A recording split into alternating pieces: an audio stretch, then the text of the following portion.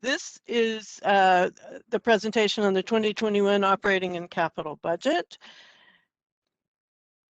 The outline, we're going to talk about how we've put this budget together, responding to COVID conditions, but also keeping the strategic focus that Council have set out for the district.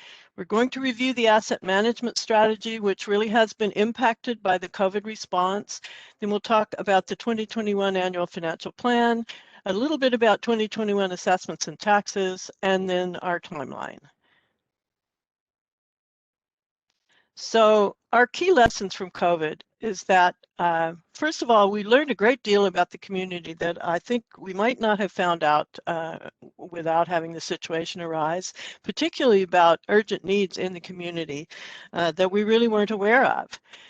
And we also learned a great deal about our own operation that we might not have learned about otherwise, particularly that we have way more flexibility in our operations and in our staff than we had assumed.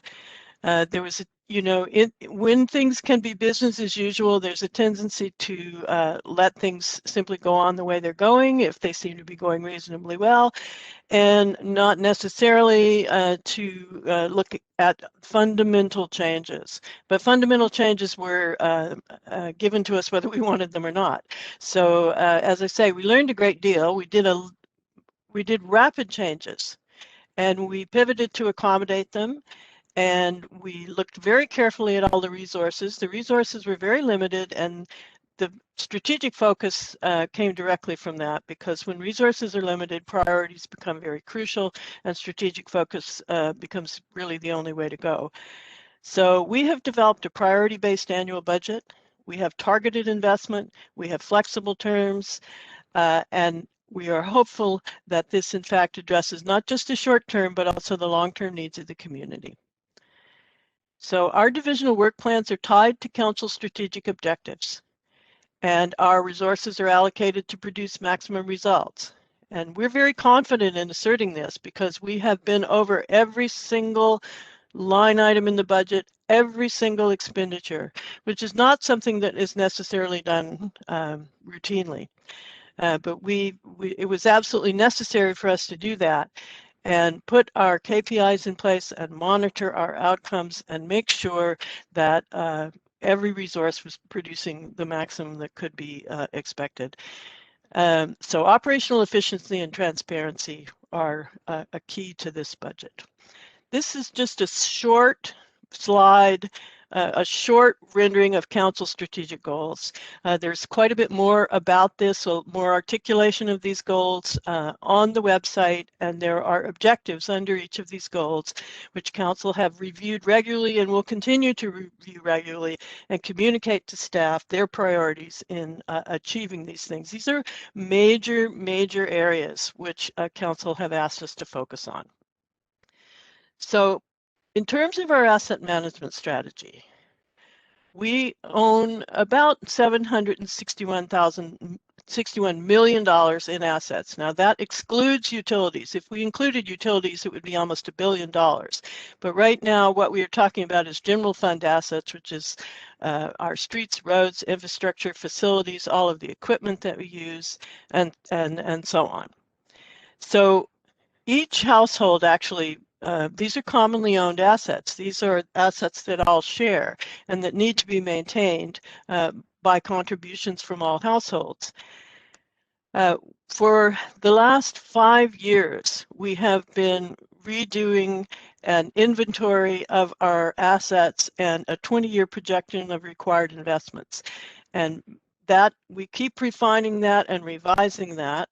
And the current estimate is that we need to be investing about almost $17 million annually to maintain these assets at optimal level. And if they're not maintained at optimal level, they begin to go down what's called the failure curve and become closer and closer, provide poorer and poorer service, but also become closer to the point where they're simply going to not provide any service at all. So this deferred maintenance, if we do not investing this amount, then we have what is called deferred maintenance, and the deferred maintenance is really problematic. The assets degrade, the service that comes from them is not as good as it could be or should be, and they become more and more likely to fail.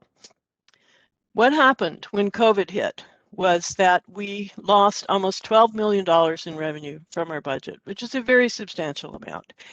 And in order to continue to supply the services, particularly the public safety services, which were crucial in this situation, we had to take $7 million, which had been part of the money we were investing in capital. That was not the asset levy, but it was supplementing the asset levy, and we had to pull that back and use it as operational revenue. So about $5 million of the revenues that we lost have returned, but we are still, of course, behind. We're behind that $7 million. So we are very challenged on the capital investment side. So right now we have about $11.2 million in the budget, which includes a 3% increase to the asset levy. So what are we going to do? Well, we have to, as I said before, we have to use much more strategy and strategic targeting and quite frankly, ranking of capital projects, which piece of equipment can last a little bit longer than which other one, and where are we going to focus the funds that we have. But we need to continue to work to build up the asset levy. The asset levy is really the only thing that is going to ensure that, in fact, the funds to invest in the assets on an ongoing basis are there. In the meantime, we will have to see what other funds we can find to use to invest in capital, and that's going to require some difficult decisions. Because we really, the district is not rich in other financial funds. Unlike some municipalities in the Lower Mainland, which have large reserves, the district does not have large reserves, and that's related to the level and speed of development in the district. I mean, those into the summer to see what other funds might possibly be available, and if we can complete projects under budget and so on, if we can have additional funds, then we will come back and suggest that additional projects be funded.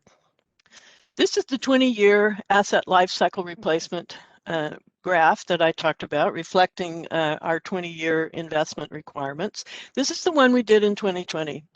And I just want to point out, and I hope you can see my little hand moving around here, this is our deferred maintenance problem right here. It's above this line, which was set at $14.5 million at that time. This problem was repeating in every year when I came forward with this graph. Like it wasn't getting better. The deferred maintenance was just being kicked forward, and we really weren't making any progress against it. And before COVID hit, we had a proposal in place to actually take some money from the endowment fund and use it to sort of attack deferred maintenance because this needs to get done and get done with, or at least that was our thinking at the time. But this is our new graph. You can see there's still a deferred maintenance problem, but it's not nearly as serious. And that is because, or it's still as serious, but it's not nearly as large in terms of a quantity. We're talking about $10.1 million. And that is because we have realized that we will never be able to get rid of that problem all at once. We have to spread it out over time if we have any hope of catching up with this. So that's what we've tried to do here.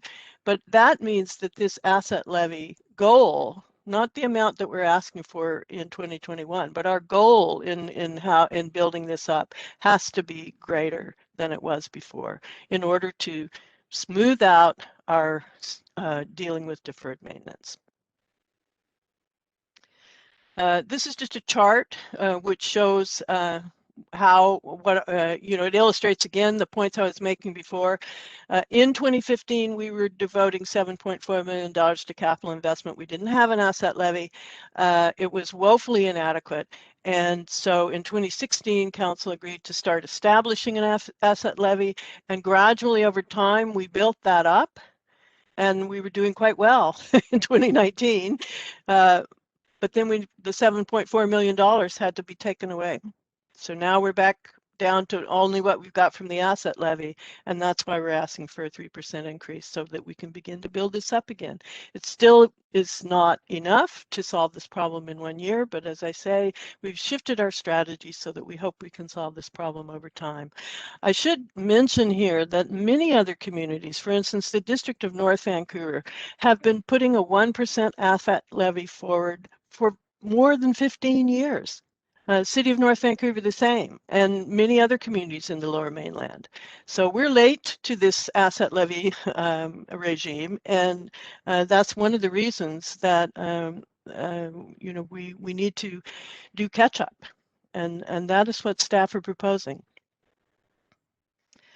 The annual financial plan, as I said, we have been over every single line in this budget, and there are thousands of them. We have worked unbelievably hard. I simply can't tell you how hard the staff has worked on this. And we have challenged every cost, and we have managed to, in fact, reduce our non-labor charges by at $750,000. And I believe that is a major achievement. We've changed our way of doing things in many, many cases, and a lot of this savings actually comes from updating business processes. The district's business processes were very paper-based, and under COVID, paper-based became just, it was obvious, it's been obvious for a while that paper-based systems need to change, but under COVID, that certainly accelerated greatly. And so paper, it's not just the cost of buying the paper or even the cost of printing things on the paper, it's the cost of handling it, storing it, filing it, taking it out and checking it. All of those things are made much more efficient when you move to electronic systems. And so much of the savings there has actually come from changes in business processes which have been enabled by technology. But we have energy savings and other savings as well. Labor changes, we do have excuse me, labor increases, which we've built in there. And then we have the program requests, which there's a list of those, which is on the website. And those are things that directly relate to Council's strategic plans.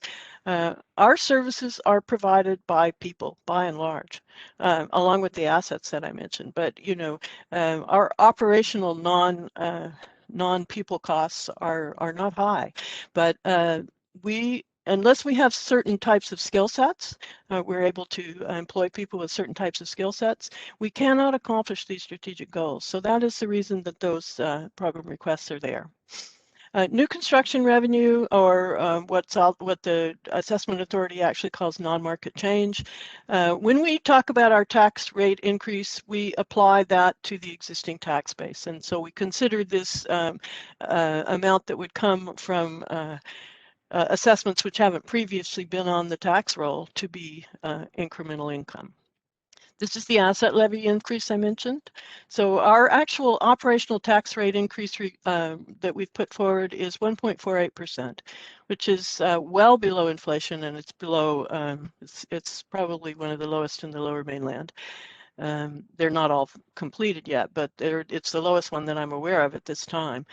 The asset levy increase is high. But as I say, we are trying to catch up here to something that probably should have started 15 or 20 years ago.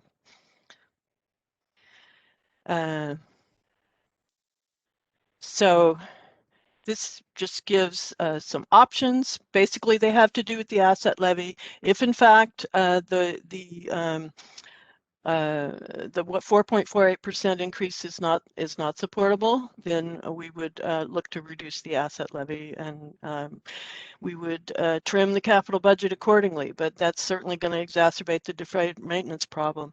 I would not suggest that we can remove anything from the non-capital budget, the non-capital increase here, unless council wants to give us direction to reprioritize their strategic goals, because everything there, as I've said, is related directly to achieving those goals.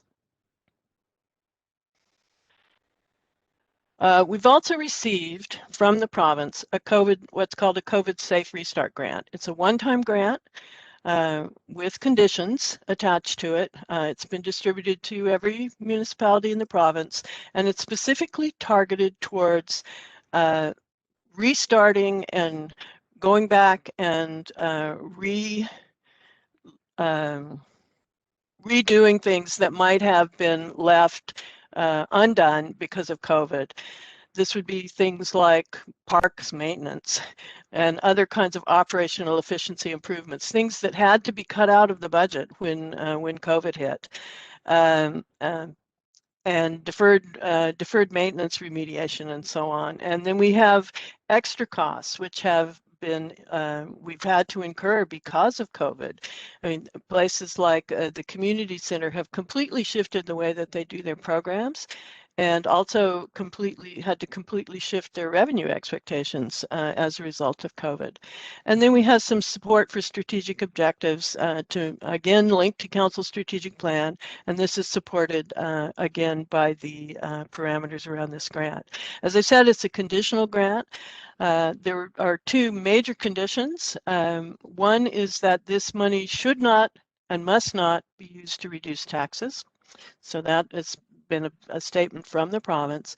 And the other one is that it really should not be directed towards capital. I mean, I think you all may be wondering, well, why not use this money to build up the capital budget? But that is a condition of this grant. Other than some basic technology investments, which are really targeted more to smaller places in the province that may not have adequate internet service, the province have indicated that this should not be used for capital. So we have put together a list, which is again available on the website, of what we think are the appropriate projects to use these funds for. And our list actually totals $4.6 million. We've left a small amount unallocated because we know that over a 2-year, and yeah, these funds are to be spent by the end of 2022, but we know that over a 2-year period, it's likely that there will be additional things that we will become aware of that this money should be used to fund. So in terms of our preliminary capital budget, we have posted on the website a list of the projects that make up these various categories of investment. They total up to $19.1 million. Actually, the list was over $27 million when we started working with it. But if we can't achieve this $19 million budget, and I think it's rather unlikely, we will in fact be reducing the requests in this list.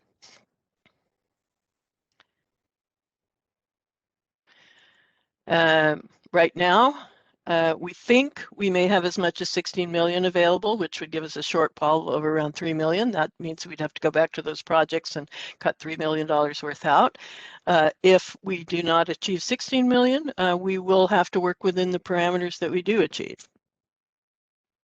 In terms of assessments and taxes, the proposed levy, this is just a calculation of what impact that would have on various values of property. 2.98 million is the average assessed value for a single family detached property in West Vancouver in 2021, according to the 2021 roll.